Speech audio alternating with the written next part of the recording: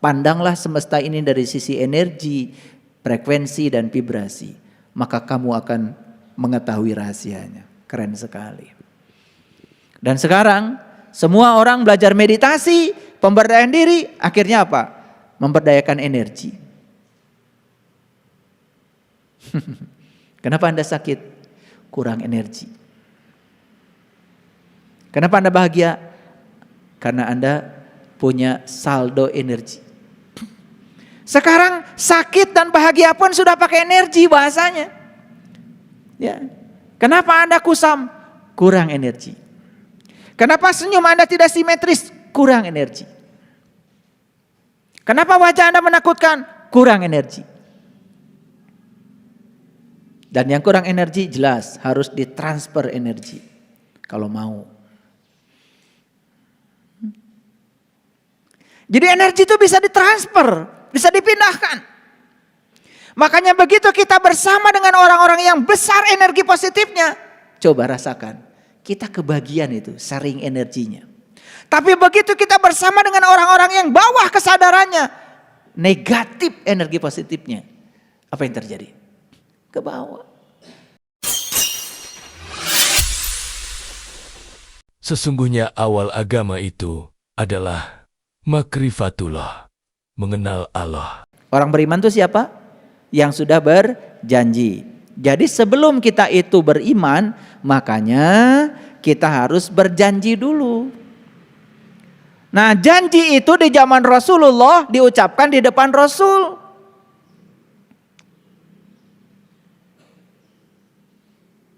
Makanya di Quran ada kata-kata innalladzina yubayyi'unaka innama yubayyi'unallah. Siapa yang berjanji setia kepadamu wahai Muhammad, sesungguhnya dia berjanji setia kepada Allah. Itu yang disebut dengan transaksi. Jadi oleh karena itu mengawali iman harus diawali dengan sebuah transaksi. Penting itu diperhatikan. Makanya ada ayatnya. Hai orang-orang yang beriman, penuhilah janji-janjimu. Berarti orang beriman itu adalah orang yang sudah berjanji. Maka ditagih oleh Allah. Paham sampai di sini? Nah, kalau kita lihat Quran surat Al-Baqarah ayat 63, syarat untuk menjadi manusia unggul yang disebut dengan manusia bertakwa itu, salah satu syaratnya adalah mengambil janji. Jadi harus diambil janji itu. Ayo, yang belum berjanji. Harus berjanji. Di zaman Rasul dilakukan di depan Rasul. Sekarang tidak ada lagi Rasul. Yang ada adalah para pewaris ilmunya Rasul. Itulah yang disebut dengan para guru. Sering disebut dengan para guru mursyid. Kan begitu. Mayyahdillahu fahuwal muhtadi wa mayudlil falan tajidalahu waliyan mursidan. Barang siapa yang dikehendaki Allah untuk mendapatkan petunjuk, pasti akan bertemu dengan seorang waliyan mursidan. Pasti itu. Lihat ayat selanjutnya. Begitu sudah mengambil janji, berarti sudah transaksi dengan Allah, maka selanjutnya kami angkat kesadaran. Diangkat kesadaran. Begitu diangkat kesadarannya sampai pada puncaknya kesadaran, maka Allah akan mempertunjukkan sesuatu kepada kita sebagai bentuk pengalaman spiritual. Disitulah sebetulnya matahari ruhani dipertunjukkan. Disitulah bubuh bulan, disitulah sangrai bentang, disitulah matahari disasate. Maka tugasmu berikutnya adalah pegang teguh apa yang Allah pertunjukkan. Bahkan tidak berhenti sampai di situ. Ingat apa yang ada di dalamnya. Ingat yang Allah pertunjukkan di kesadaranmu itu. La'allakum tattaqun. Maka kau akan jadi orang yang bertakwa. Jadi Quran surat Al-Baqarah mengisyaratkan kepada kita untuk menjadi manusia unggul. Awalilah dengan kujang. Hebat gak? Ketemu gak titik temunya? Oke. Makanya inilah yang tadi ayatnya. Kita lanjutkan dulu. Makanya Rasulullah bersabda, ya, sebaik-baiknya manusia di antaramu adalah yang paling banyak manfaatnya bagi orang lain. Lihat saya semuanya. Ayat ini sekarang sudah mengalami distorsi hadis ini. Karena banyak orang yang mengatakan dirinya itu manusia paling baik kalau ritual agamanya paling banyak. Kalau aktivitas ritualnya paling banyak. Kalau di masjidnya paling sering. Saya tidak anti masjid. Awas, ya jangan salah tafsirkan. Saya tidak anti masjid. Saya senang kalau banyak orang yang pada pergi ke masjid. Makanya saya bikin masjid. Tapi saya lebih senang lagi kalau orang itu di masjid ini menempa diri, menempa kesadaran untuk menjadi manusia yang berguna sebanyak-banyaknya bagi orang lain. Ngerti maksud saya? Jadi jangan kemudian kalau sudah baca Quran, berjujud di masjid, kalian gak ngerti yang dibaca, merasa diri yang terbaik. Itu belum selesai. Tugasmu adalah menangkap pesan-pesan dari kitab suci itu untuk diimplementasikan dalam hidup agar kau menjadi manusia yang berguna, memberi manfaat sebanyak-banyaknya bagi orang lain. Nih kalau lagi ngaji kayak gini, gak soleh, kalian itu gak soleh. Menjadi soleh kalau hasil ngaji ini diimplementasikan dalam hidup dan bermanfaat bagi orang lain. Habis ngaji dengan saya, cinta kasihmu lebih banyak. Habis ngaji dengan saya, pedulimu pada orang lain lebih besar. Habis ngaji dengan saya, belajar sainsnya lebih semangat lagi. Ingin menciptakan sesuatu yang berguna bagi orang lain. Itu keren. Nah banyak yang berhenti di ritual saja. Makanya ada orang yang usil. Kamu ini kerjanya ngurusi dunia aja sih. Dikira dia kalau sudah di masjid terus ngurusi akhirat. Itu yang keliru. Tugas kita datang ke dunia ini ngurusi dunia. Awas, tugas kita datang ke dunia ini ngurusi dunia. Nah supaya ngurusi dunia bagus, bawa nilai-nilai akhirat. Apa akhirat? Akhirat itu Allah. Terminal terakhir. Asal dari Allah kembali kepada Allah. Berarti akhirat itu Allah. Kalau akhirat itu Allah, berarti Allah ada di mana?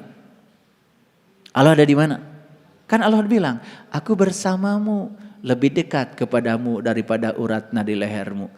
Allah tuh bersamamu. Saat kau menjalankan tugas-tugas dunia ini, jangan lupa nilai-nilai ketuhanan pada dirimu. Jangan bohong, jangan mencuri, jangan menipu. Kan gitu. Itu insya Allah selamat akhiratnya. Dan sekarang orang kalau bicara akhirat tuh belajar agama, gak peduli kelakuannya kayak apa. Ngerti maksud saya? Yang penting sudah belajar agama, gak peduli kelakuannya kayak apa. Dan dikiranya dia sedang membangun akhirat. Ini ada gak laptop ini kalau nggak ada orang yang mencipta? Ada nggak infocus ini kalau nggak ada yang mencipta? Ada nggak lampu ini kalau tidak ada orang mencipta? Nggak ada. Saya mau nanya, soleh nggak yang bikin laptop? Soleh nggak yang bikin kamera? Soleh nggak yang bikin infocus? Soleh nggak yang bikin mobil? Soleh nggak yang bikin sepeda motor? Bermanfaat nggak buat orang banyak? Luar biasa. Soleh nggak yang bikin pompa air? Hah? Tuh itu soleh tuh begitu. Soleh itu bukan pintar ngaji. Soleh itu kamu bermanfaat bagi orang banyak. Itu kata Rasul. Ini kata Rasul bukan kata saya. Sebaik-baiknya manusia di antara kamu adalah yang paling banyak manfaatnya bagi orang lain. Bagaimana Pak kalau saya bisa ngaji? Bagus. Tapi kalau kamu bisa ngaji cuma Arabnya saja dan berarti di situ belum soleh. Ini orang tua kadang-kadang paradigmanya salah. Anak dikirim ke pesantren untuk belajar bisa ngaji. Dikiranya itu soleh. Belum. Sekolahkan di sekolah yang bisa menempa dua-duanya. Ngerti maksud saya? Mengembangkan potensi dirinya, mengembangkan potensi spiritualnya, potensi emosinya, itu keren. Cari sekolah yang kayak gitu. Baik, kita lihat ayat selanjutnya. Ini ada Quran surat Al-Baqarah ayat 177. Saya bacakan perlahan. Tolong didengarkan. Bukanlah menghadapkan wajahmu ke arah timur dan barat itu suatu kebajikan. Akan tetapi sesungguhnya kebajikan itu adalah beriman kepada Allah, hari kemudian, malaikat, kitab, nabi, dan memberikan harta yang dicintainya kepada kerabatnya. Awas ya, memberikan harta yang dicintainya. Kalian ngasih hadiah lebaran karena kalian dikasih hadiah lebaran sama orang lain. Kebetulan kalian gak suka.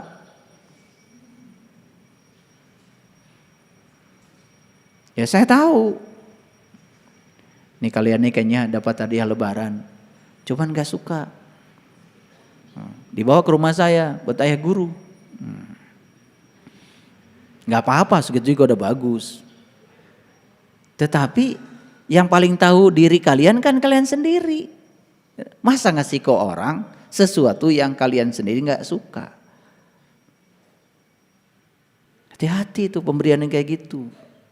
Makanya di Quran dikatakan berikanlah harta yang dicintainya kepada kerabatnya. Jadi kalau mau ngasih sesuatu sama orang lain tuh yang kalian paling suka. Bukan yang paling tidak kalian suka. Peryogi sendal tak? Peryogi. Abdi meser kamari teu kaanggo.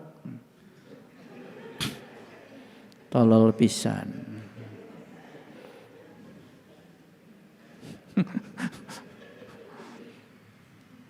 Ieu teh sendal anu paling dipika cinta ku abdi, mangga saha nu hoyong gitu. Gitu enggak kita? Wah, jauh dari manusia unggul. Bagaimana mau unggul? Ngasih saja masih modelnya kayak gitu. Buang sampah dibalut dengan kain kehormatan. Pura-pura jadi dermawan.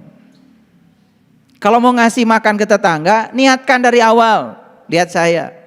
Masak yang banyak, niatkan dari awal mau ngasih. Apa niatmu? Kalian masak banyak karena ingin kenyang. Tamak.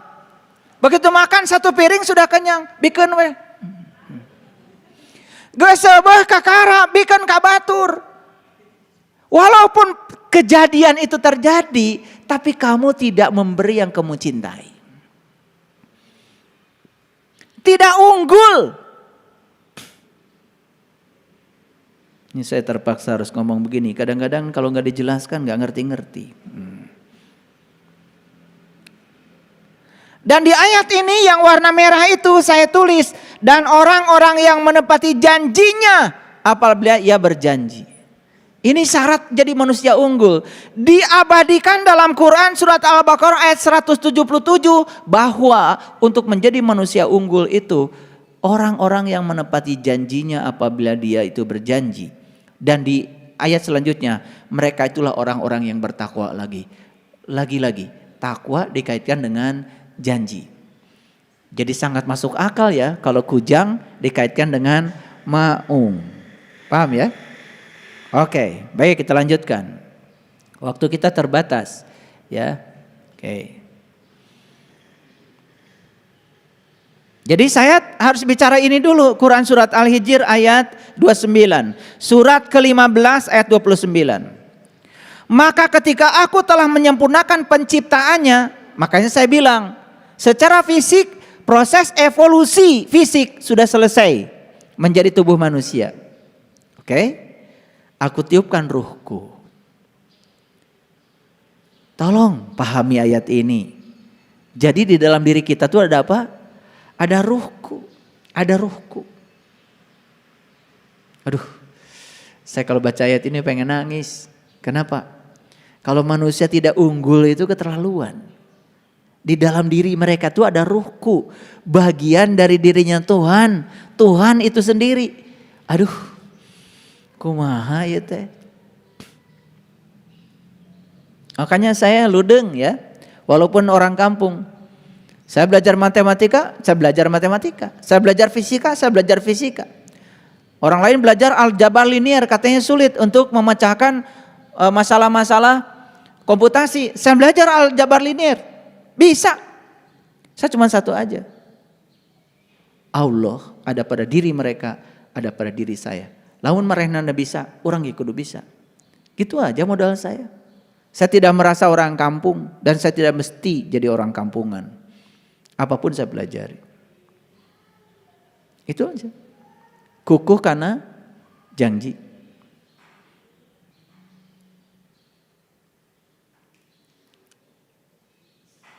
Jadi bekal utama manusia untuk mencapai keunggulan apa? Itu adalah keilahian. Jadi bekal utama manusia untuk mencapai keunggulan adalah keilahian. Sifat-sifat Allah yang ditiupkan dalam ruhku itu ada bersama kita. Jadi saya heran, banyak orang yang mengatakan abdi mah teu tiasa. Abdi mah tidak layak. Gak mungkin saya mencapai itu. Itu adalah sikap-sikap yang dimiliki oleh kita yang harus dihancurkan. Karena sikap-sikap itu menjadi penghalang. Untuk menjadi manusia unggul. Jadi ulangi lagi. Bekal utama manusia untuk menjadi unggul apa? Keilahian. Makanya manusia yang sudah bisa menjelmakan keilahian dalam dirinya disebut memiliki nilai kemanusiaan. Jadi sebenarnya keilahian dengan kemanusiaan itu sebenarnya simetri.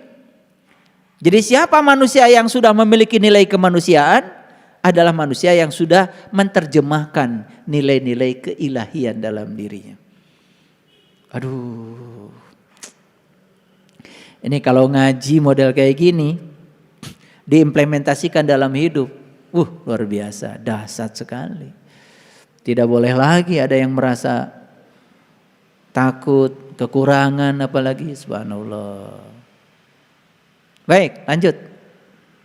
Nah, inilah yang diceritakan dalam Quran surat Al-A'raf surat ke-7 ayat 172. Di sini ada kata-kata, bukankah aku ini Tuhanmu? Mereka menjawab, betul kami menjadi saksi. Ayo lihat saya semuanya. Kapan pertanyaan ini diucapkan Allah? Bukankah aku ini Tuhanmu? Dan kapan kita mengatakan betul kami menjadi saksi? Kapan itu diucapkan oleh Allah? Di mana? Di mana? Oke. Selalu saja momennya satu dan saat kita di dalam rahim. Betul itu? Betul. Tetapi yang lebih betul lagi, kata-kata bukankah aku ini Tuhanmu, itu terjadi setiap saat. Dan kita mengatakan qalu bala syahidna, ya aku menyaksikan. Begitu lihat pohon, Allah sedang bicara. Bukankah ini Tuhanmu? Qalu bala syahidna. Tidak ada satu lembar daun pun yang jadi tanpa kehadiranmu ya Allah. Dan engkau hadir di sana, aku menyaksikannya. Begitu kita lihat matahari, matahari berkata, bukankah aku ini Tuhanmu? Qalu bala syahidna. Tidak ada matahari tanpa kehadiranmu. Tidak ada daya dan sinarnya tanpa kehadiranmu. Jadi kemanapun kita memalingkan wajah, disitulah kita akan menyaksikan Allah. Itulah syarat untuk menjadi manusia unggul. Kalau sudah bisa melihat Allah kapanpun dimanapun. Dan selalu kalimat ini menjadi ageman. Ayo. Begitu lihat anak kita. Bukankah aku ini Tuhan? Qalu bala syahidna. Begitu lihat cucu kita. Bukankah ini Tuhanmu? Qalu bala syahidna. Kita melihat Tuhan di mana-mana.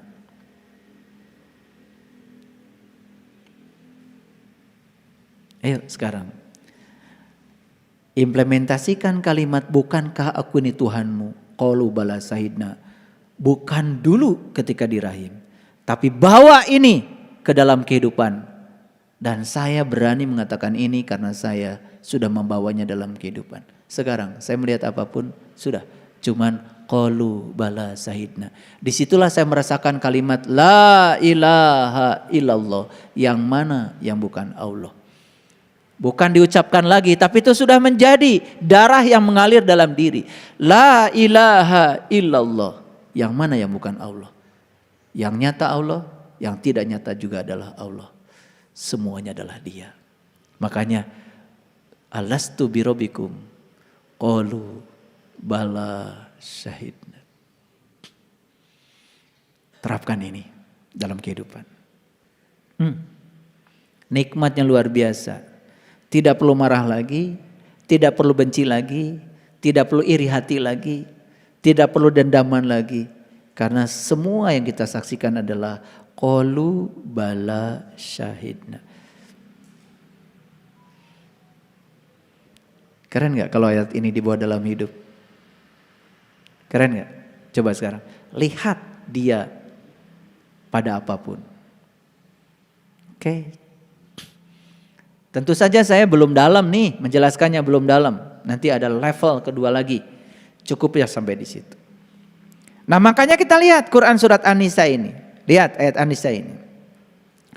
Dan sesungguhnya kalau kami perintahkan kepada mereka, bunuhlah dirimu atau keluarlah kamu dari kampungmu. Makanya tugas kita sekarang adalah keluar dari kampung. Keluar dari kebodohan. Keluar dari keterbelakangan. Menuju mana? Menuju kota dong. Syaratnya apa? Bunuhlah diri. Tetapi Allah bilang di ayat ini, niscaya mereka tidak akan melakukannya kecuali sebagian kecil dari mereka. Yang berani untuk melakukan ini hanya sebagian kecil saja. Dan sesungguhnya kalau mereka melaksanakan pelajaran yang diberikan kepada mereka, tentulah hal itu lebih baik bagi mereka dan lebih menguatkan iman mereka. Bunuh diri menguatkan iman. Tentu saja bukan minum baygon. Disitulah pentingnya bimbingan seorang guru. Kalau istilah leluhur kita di tanah Jawa kan istilahnya mati sak jeroning urip. Itu kan positif sekali ajaran itu. Istilah kita di Tatar Parahyangan namanya nganjang kabageto. Istilah Nabi Muhammad mut anta qobla mut, belajar mati selagi hidup. Apa yang dibunuh? Tentu saja yang pertama yang harus kita bunuh adalah ego. Karena itulah diri palsumu. Nah, sebentar lagi kita akan bicara ego. Karena keperluan untuk menjadi manusia unggul kita harus kenal. Oke. Mari kita lihat tahap-tahapannya menjadi manusia unggul. Yang pertama, lihat saya semua. Melupakan diri sejati adalah kematian sejati. Siapa yang berhasil mengingat diri sejatinya, berarti dia telah mengalami kelahiran kembali. Tahap awal untuk menjadi manusia unggul adalah mengingat diri sejati. Dan untuk bisa mengingat diri sejati, syaratnya cuma satu. Mengalami kelahiran kembali. Baik, kita sudah lahir ke dunia ini nih. Siapa yang melahirkan diri kita semua? Kedua orang tua kita bukan? Makanya kata-kata bijaknya, ayah ibumu yang telah menjemputmu dari langit ke bumi. Makanya cari guru yang bisa mengantarkanmu dari bumi ke langit. Itulah kelahiran yang kedua.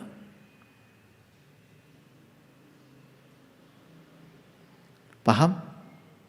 Begitu mengalami kelahiran kembali, tahu jati diri, ini adalah modal dasar yang paling utama untuk menjadi manusia unggul. Oke, baik kita lihat.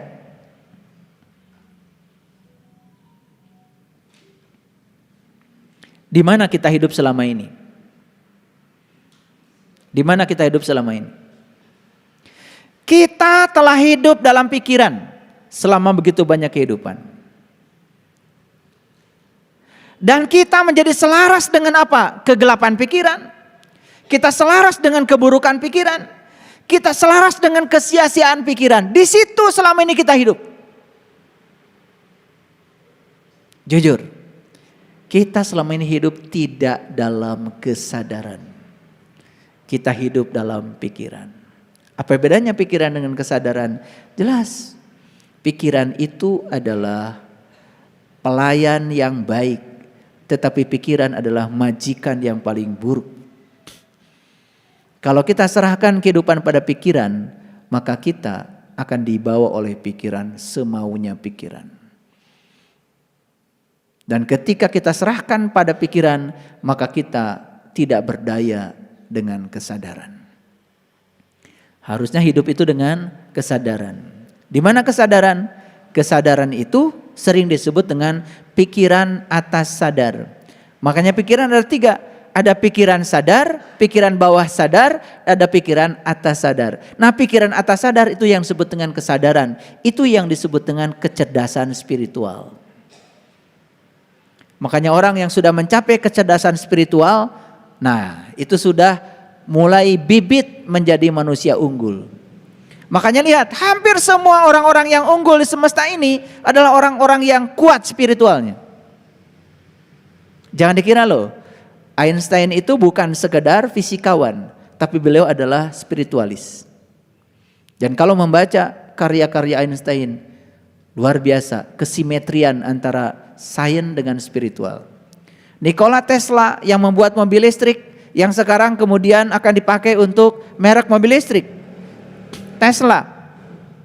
Itu nama dari Nikola Tesla, fisikawan sekaligus juga seorang spiritualis. Kata-kata yang paling terkenal dari beliau apa? Pandanglah semesta ini dari sisi energi, frekuensi dan vibrasi, maka kamu akan mengetahui rahasianya. Keren sekali. Dan sekarang semua orang belajar meditasi, pemberdayaan diri, akhirnya apa? Memberdayakan energi. Kenapa Anda sakit?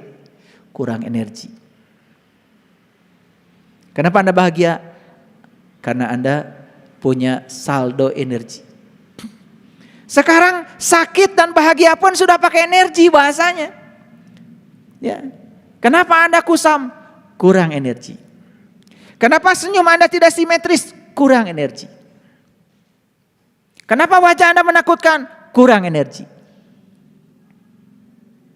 Dan yang kurang energi jelas harus ditransfer energi. Kalau mau. Jadi energi itu bisa ditransfer, bisa dipindahkan. Makanya begitu kita bersama dengan orang-orang yang besar energi positifnya, coba rasakan. Kita kebagian itu, sharing energinya. Tapi begitu kita bersama dengan orang-orang yang bawah kesadarannya, negatif energi positifnya, apa yang terjadi? Ke bawah. Makanya ada kata-kata bijak. Mendengarkan orang jahat dan menemuinya, itu sudah awal kejahatan. Walaupun baru mendengarkan. Jadi menemui orang jahat dan mendengarkannya, itu sudah awal kejahatan. Walaupun Anda mungkin saja baru menemui dan mendengarkannya. Itu sudah awal kejahatan. Karena energinya akan di-share ke kita, akan di-share. Tidak terasa itu. Jadi, manusia banyak yang tidak sadar kalau selama ini dia tinggal dalam pikiran. Dan selama tinggal dalam pikiran, dia selaras dengan kegelapan pikiran, selaras dengan keburukan pikiran, selaras dengan kesia-siaan pikiran. Akibatnya apa? Pikiran menjadi raja. Itulah yang disebut dengan rahwana. Si dasamuka. Betul nggak? Makanya rahwana mencuri siapa? Dewi Sinta. Siapa yang kehilangan? Yang kehilangan adalah Raja Rama. Siapa Raja Rama? Ya Anda. Siapa Dewi Sinta? Dewi Sinta itu adalah kesadaran Anda. Kemana kesadaran Anda selama ini? Dicuri sama Rahwana. Penguasa negeri Alengka. Alengka itu artinya pikiran. Makanya Anda dikuasai oleh pikiran Anda. Lihat orang yang dikuasai pikirannya. Seperti apa? Pikiran itu cuma dua sifatnya. Kalau enggak loncat ke masa lalu, loncat ke masa depan. Betul enggak? Lihat tuh orang di jalan. Salib dari kiri, salib dari kanan. Reka mana si eta? Iya. Coba. Iya. Kalian suka begitu. Reka mana? Karena apa? Terus aja ditarik ke masa depan. Hayang buru-buru nyampe. Hayang buru-buru angges. Pengen cepat selesai, pengen cepat sampai, itulah pikiran. Pengen cepat banyak duitnya, pengen cepat banyak hartanya, itulah pikiran. Saking ditarik ke pikiran masa depan sampai kita tidak bisa merasakan hidup saat ini di sini sekarang. Dan kita kehilangan momen kehidupan yang sebenarnya.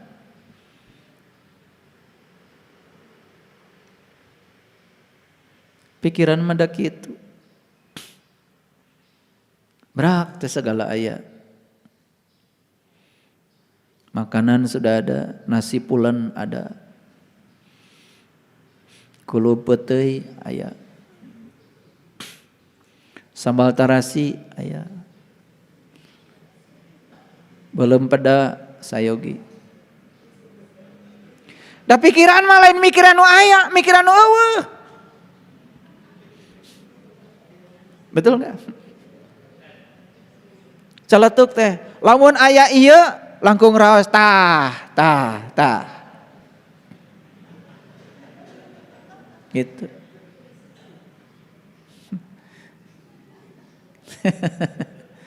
Rek iraha jadi manusia unggul. Yang kedua,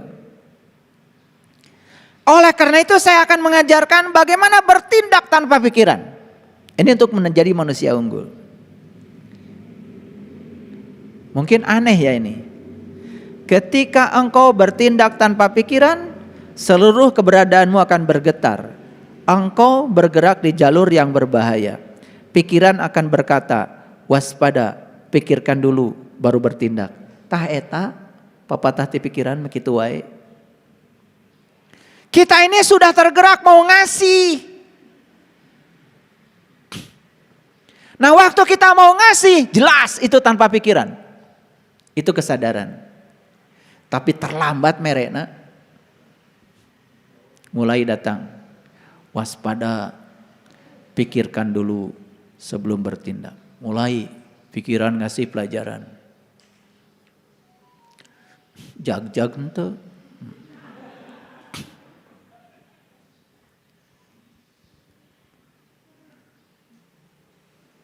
Kalau mau ngasih orang yang suka, ayo mundur. Udah jelas, oh gawena manehna teh, bere.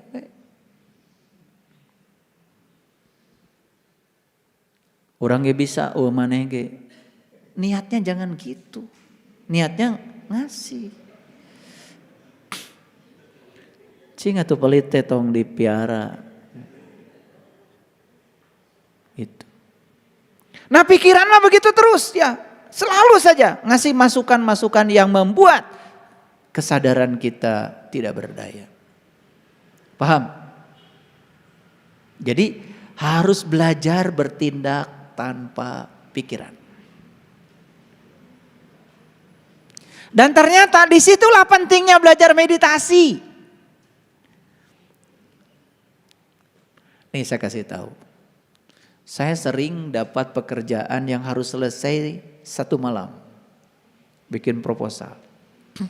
Kalau pakai pikiran jelas gak bisa. Saya lepaskan pikiran saya dan kemudian mulai ngetik aja jalan. Benar-benar tanpa pikiran. Jadi apa yang saya sebutkan di sini, seluruh keberadaanmu akan bergetar. Kita berada di jalur yang berbahaya. Memang. Tetapi hasilnya luar biasa. Tiba-tiba proposal itu jadi. Dan kemudian disampaikan ke sana. Dan orang mengira proposal yang saya buat itu dibuat berbulan-bulan. Sapeting. Makanya begitu ditanya, gimana cara membuatnya? Tanpa pikiran. Makin clear, dengartiin. Ini sudah bicara di level kesadaran. Berbuat tanpa pikiran. Ini saya sering diskusi dengan istri saya. Terutama ketika banyak sekali orang yang datang ke rumah minta bantuan. Dan sampai pada tahap sudah tidak pakai pikiran. Mun pakai pikiran mah. Kalau kata saya, Udah, pokoknya.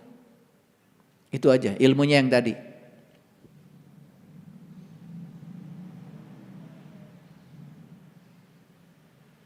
Di dalam diri mereka ada Allah. Sudah itu aja. Iya nu datang teh Allah. Makanya dibalik. Kalau ada orang yang susah datang ke rumah, bersyukur. Berarti ada kesempatan kita berbuat baik. Coba anu susah tentang Kak Ima. Hese berbuat kebaikan. Makanya jangan bersyukur kita bisa ngasih. Bersyukur ada orang yang mau dikasih. Keren itu. Dalam anu susah mah orang mau bisa mere. Dan kalau kita tidak bisa memberi berarti tidak ada peluang berbuat kebaikan. Nih kasih tahu sama kalian semua. Mun anu susah datang ka imah teh tong dijebian.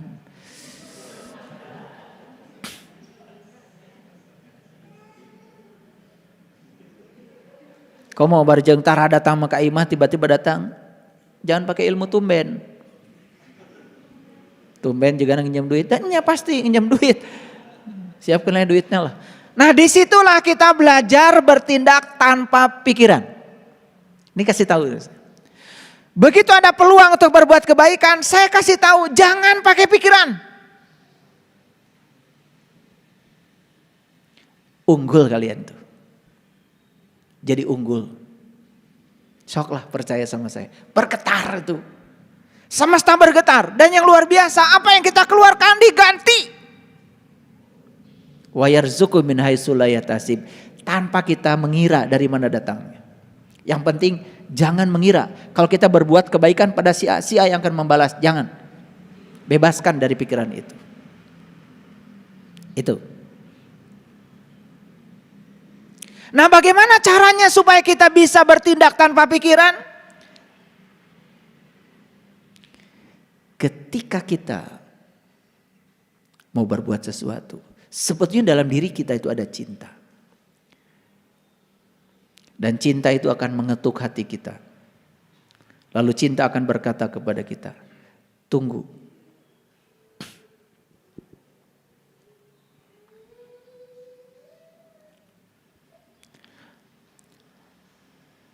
Dan cinta itu akan terus mengetuk, terus mengetuk.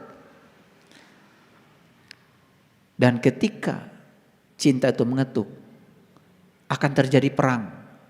Tunggu, aku akan memikirkannya. Diketuk lagi sama cinta, tunggu, aku akan memikirkannya. So, pasea cinta dengan pikiran. Sering gak Bapak Ibu itu terjadi? Jujur sering gak? Mana yang menang? Saya yakin dari wajah-wajahnya sih ini yang menang pikiran. Dasar rahwana. Dan kalau yang menang cinta, akan ada satu getaran dalam diri kita yang sangat luar biasa hebatnya. Itu yang disebut dengan kebahagiaan. Disitulah kita akan lulus jadi manusia unggul.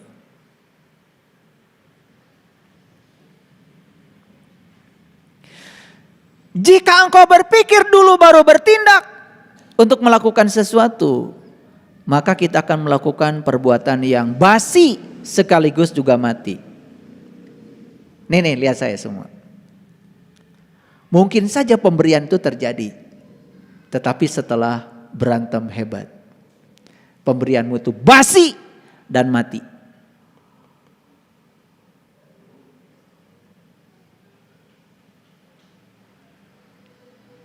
Ada orang datang ke rumah kita minta bantuan. Perdebatan itu bukan hanya antara cinta dan pikiran. Tapi perdebatan itu bisa jadi antara orang yang dikuasai pikiran dengan orang yang dikuasai cinta. Ini sudah melibatkan dua orang. Yang satu dikuasai pikirannya, yang satu dikuasai cintanya. Kalau dua-duanya dikuasai pikiran, tidak ada perdebatan. Beres, terjadi. Terjadi perdebatan yang hebat. Pemberian mungkin terjadi. Tapi pemberian yang terjadi itu sudah basi dan sudah mati. itu sudah kehilangan berkahnya. Saya kasih tahu nih buat semuanya. Saya ngomong keras hari ini. Kalau ada sesuatu yang dibantu, bantu. Tolong lupa mikir.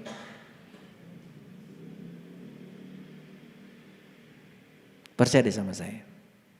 Saya nggak tahu ya. Akhir-akhir ini banyak sekali orang datang ke rumah saya. Macam-macam. Tapi saya sadari. Itu adalah malaikat-malaikat yang dihadirkan Allah. Untuk menolong saya. Bagaimana saya bisa murah hati kalau tidak ada orang-orang yang didatangkan ke rumah. Karena kemurah hatian hanya bisa dilatih dengan cara memberi. Dan untuk memberi kadang-kadang kita harus dipaksa. Dan Allah menghadirkan orang-orang yang semacam itu. Itu cinta kasihnya Allah kepada kita. Iya.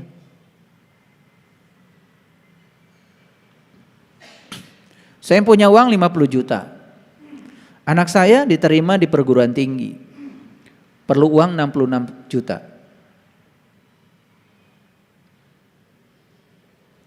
Udah. Ada orang datang, pas perlu uang 50 juta. Saya bukan bertransaksi dengan orang ini. Saya langsung dengan Allah. Yang 66 juta aja masih kurang 16 juta. Karena uangnya 50 juta. Ada orang perlu uang 50 juta saat itu juga. Dan kalau nggak saya tolong, dia udah bilang, kemana lagi saya kalau nggak sama ayah guru. Sudah, saya buka rekeningnya, saya transfer. Hari H-nya kemarin tanggal 14 Mei. Jejeg dah 66 juta bisa bayar. Gak tahu dari mana, pokoknya pas aja uangnya di rekening 66 juta. Dan anak saya mengingatkan, ayah ini udah tanggal 14, ya nak, saya transfer. Uangnya jadi ada 66 juta. Kalau di sini kita mau transaksi dengan orang, jelas kita akan dihantui oleh keraguan-raguan. Transaksinya dengan Allah. Gak usah takut. Gak usah takut, oh nanti ini uang satu-satunya. Begitu bilang uang satu-satunya, ya kurang terus, mungkin tidak jadi 66 juta. Jadi maksud saya. Saya bicara pengalaman, ini saya bicara pengalaman. Saya nulis ini bukan dari rekayasa pikiran. Jika engkau berpikir dulu bahwa bertindak untuk melakukan sesuatu, saya katakan basi. Nih saya kasih tahu. Kamu menolong orang, tapi ngata-ngatain orang dulu. Stop, gak usah lakukan. Itu basi dan mati, dan itu tidak ada berkahnya. Maka di Quran dikatakan, ya, pemberianmu yang diikuti dengan kata-kata yang menyakitkan, lebih bagus kamu berkata baik saja. Tidak usah memberi. Daripada kamu memberi diikuti dengan kata-kata yang menyakitkan si pemberi, lebih bagus kamu tidak usah memberi dan kamu berkata baik aja sama dia. Itu Quran. Ini pelajaran yang sangat luar biasa dalam kehidupan. Cuma kita tidak sadar.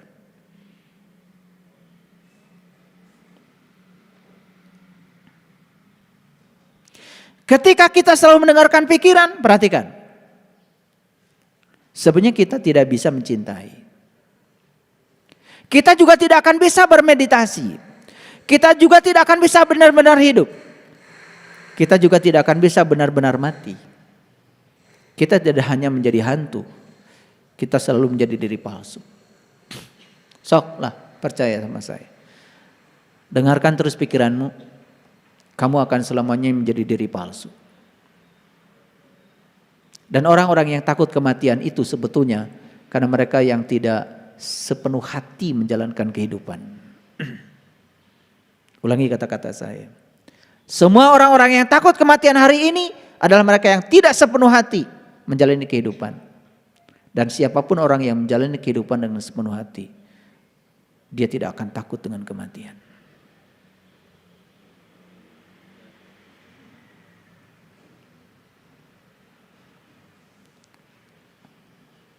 Apa keahlian terbesar yang dibutuhkan supaya kita menjadi manusia unggul? Keahlian terbesar yang harus dimiliki manusia supaya sukses dalam hidup cuma satu. Kuasai dirimu sendiri. Dan ini adalah satu-satunya keahlian. Tidak perlu menguasai yang lain. Kuasai dirimu sendiri, itu adalah satu-satunya keahlian untuk menjadi manusia unggul. Untuk menjadi manusia unggul bukan menguasai teknologi, bukan menguasai matematika, bukan menguasai yang lain-lain. Kuasai dirimu sendiri. Satu-satunya keahlian yang dibutuhkan. Banyak yang menguasai matematika tidak unggul. Banyak yang menguasai teknologi tidak unggul. Banyak yang menguasai ilmu pengetahuan tidak unggul. Berbekal sekolah yang hanya mengandalkan intelektualitas saja, tetapi tidak mengasah kesadaran kita, tidak akan menjadi manusia unggul. Yang dibutuhkan dalam hidup itu 4. 1, intelektualitas, yes. 2, afektif, sikap. Yang ketiga, psikomotorik, keterampilan. Dan yang keempat adalah compassion, cinta. Itu syarat untuk menjadi unggul. Jadi sekali lagi saya katakan, satu-satunya keahlian yang dibutuhkan untuk menjadi manusia unggul cuma 1. Apa itu? Kuasai dirimu sendiri. Kan saya bilang tadi, orang yang tidak menguasai diri, melakukan kesalahan pun berulang-ulang. Dan ketika dia melakukan kesalahan dan tidak memperbaikinya, bukan 1 kesalahan, itu sudah 2 kesalahan yang dia buat.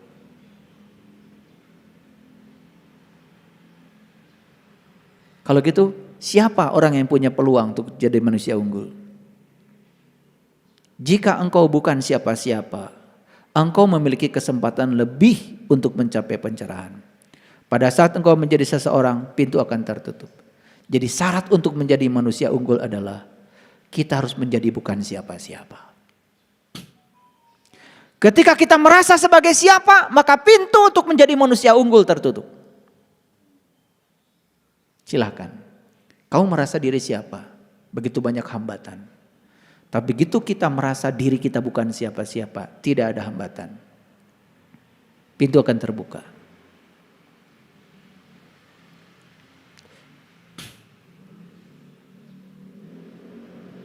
Kapan keunggulan itu akan dicapai? Kapan perayaan tentang keunggulan akan dicapai? 1, kembali kita ke sifat feminin. Tahu feminin? Feminin itu adalah lembut. Makanya di Quran dikatakan wal yatalatop, berlakulah lemah lembut. Berarti penuh cinta kasih. Dan yang kedua, berserah diri. Lalu lakukan perjuangan untuk mencapai penyerahan diri yang total. Dan berhenti melakukan perlawanan. Ayo, terus aja melakukan perlawanan. Hidupmu tidak selaras dengan kehidupan, tidak mau menari dengan tarian kehidupan, ya sudah, kamu akan menderita selamanya. Hidup yang nikmat dan harmoni adalah hidup di mana kita bisa bersama dengan kehidupan. Makanya kenapa orang-orang bijak selalu mengatakan, menarilah, menarilah, menarilah dengan kehidupan. Ikuti tarian kehidupan, maka kamu akan selaras dengan tarian kehidupan hidupmu. Kalau ada kesempatan untuk memilih, saya kasih tahu ilmunya. Pilihlah yang belum diketahui, karena segala yang sudah diketahui itu sudah kita jalani. Dan jangan pernah melewatkan yang belum diketahui. Pilihlah yang belum diketahui, walaupun harus menderita, lanjutkan perjalanan kita. Satu saat akan mendapatkan nilai yang sepadan dengan manfaatnya. Jadi, banyak di antara kita yang penakut. Kalau disuruh memilih 2 hal, kita memilih yang sudah kita tahu. Jarang kita punya keberanian memilih yang kita tidak tahu. Padahal kalau kita memilih yang kita tahu, kita cuma menjalani yang sudah kita tahu. Kalau memilih yang belum kita tahu, siapa tahu kita akan mendapatkan sesuatu yang luar biasa. Sama ketika kalian meneliti ke dalam diri. Kan kalian tidak tahu apa yang akan diberikan Allah pada kalian.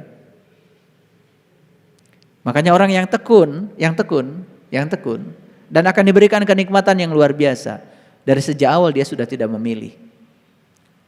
Kalaupun harus memilih yang dia belum tahu. Ya sudah, masuk saja. Karena ada juga yang ketika masuk dia pengen seperti yang dipikirannya. Betul nggak? Oh, saya kalau meniti ke dalam diri ingin dapat yang terang. Kamu memilih yang kamu tahu. Kamu hanya menjalani yang kamu tahu. Sudah bebaskan dari keinginan memilih yang kamu tahu. Jalani saja apa yang kamu tidak tahu. Di situ kita akan mendapatkan manfaat yang sepadan, yang luar biasa. Makanya lihat orang-orang yang hidupnya selalu memilih yang dia tahu. Hidupnya ya sekedar itu-itu aja.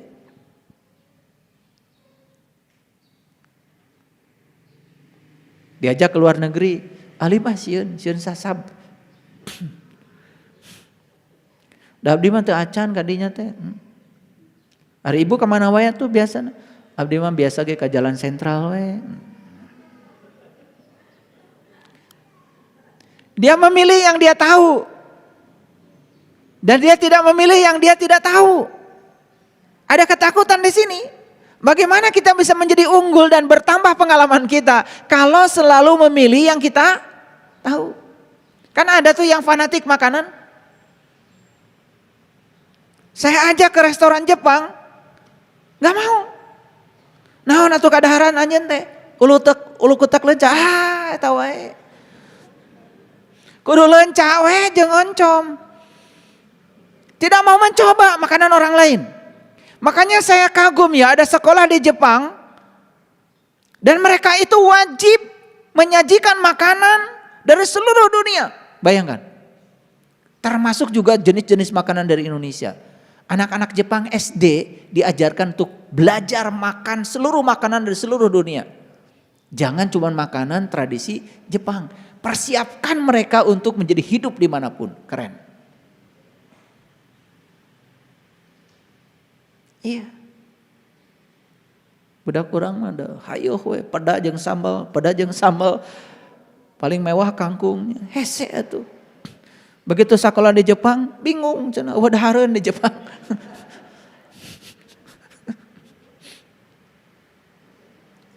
Ya. Makanya saya tuh bangga sekali sama orang tua saya walaupun gak sekolah. Dari kecil tuh diajarkan, ya pokoknya sok diajar makan ikan yang cuman dideangkeun makan. Makanya sekarang biasa makan sashimi. Ya nggak kampungan banget lah gitu. Gitu. Makanya kenalkan anak-anak kita. Nih kasih tahu anak-anak kita, ajarkan mereka yang mereka belum tahu. Dan kalau ada dua pilihan, ajarkan mereka untuk memilih yang mereka belum tahu. Biar luas pengetahuan. Hayo we sarapan teh kupat tahu. Iya. Banyak di antara kalian begitu saya makan pagi-pagi datang ke rumah, ayah makannya itu. Ya karena saya pagi-pagi makannya buah, ya. Telur rebus sudah cukup. Langsung mikir, eta teh mau nyeri patuangan cenah. Saya bilang nyeri patuangan melawan tina dahareun tina pikiran maneh. Dah belum apa-apa sudah mikir nyeri betul. Tuh kan gitu. Paham ya? Aduh luar biasa sebetulnya. Nah, jadi saya sudah menjelaskan begitu banyak sebetulnya ya. Hal-hal yang dibutuhkan oleh kita untuk menjadi manusia unggul. Dan satu lagi yang terakhir dari saya. Alat bantu untuk menuju manusia unggul itu adalah kita harus punya alat bantu spiritual. Apa itu namanya alat bantu? Namanya cinta.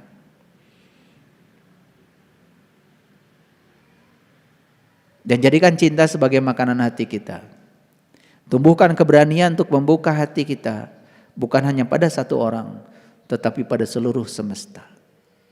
Makanya mulai sekarang rubah doa kalian. Yang suka doa, semoga kami serumah ini bahagia. Saimah bahagia teh. Kalian gak akan bahagia kalau tetangga sarusah mah. Doakan itu semoga seluruh makhluk di semesta ini bahagia. Gitu doa. Dari cara berdoa saja manusia unggul mah beda. Ya mah doa. Gusti pun anak we serang pung incu. Budak batur mah kajeun.